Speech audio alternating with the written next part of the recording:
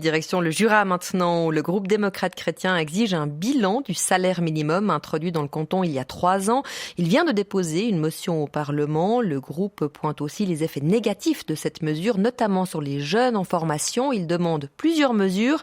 Gaël Klein, selon la députée qui a déposé cette motion, certaines situations se sont dégradées avec la mise en œuvre de la loi sur le salaire minimum. Oui, prenez le cas des jeunes en formation. Hormis les stages autorisés, les autres sont interdits ou doivent désormais être rémunérés conformément au salaire minimum, c'est 20 francs de l'heure dans le Jura, ce que les employeurs ne peuvent pas se permettre, selon la députée Magali Voya.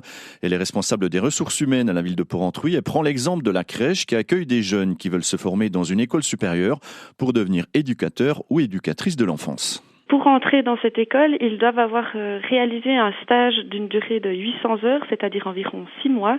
Avant l'introduction du salaire minimum, on les gardait jusqu'à l'été. Aujourd'hui, ceci c'est interdit. Au lieu d'avoir acquis 12 mois d'expérience, ils n'ont acquis que 6 mois, alors que personne n'est pénalisé, en tout cas pas les jeunes, si on peut poursuivre leur stage sans les engager au salaire minimum.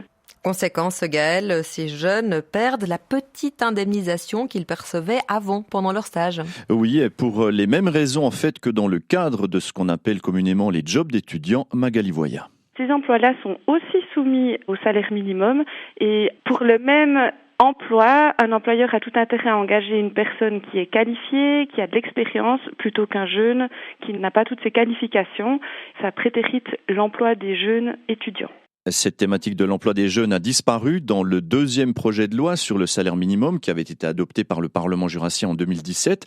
Après de nombreux rebondissements, le PDC demande donc un bilan après 3 ans de mise en œuvre et une adaptation de la loi, voire une nouvelle ordonnance d'application. Gaël Klein, notre correspondant à Delémont.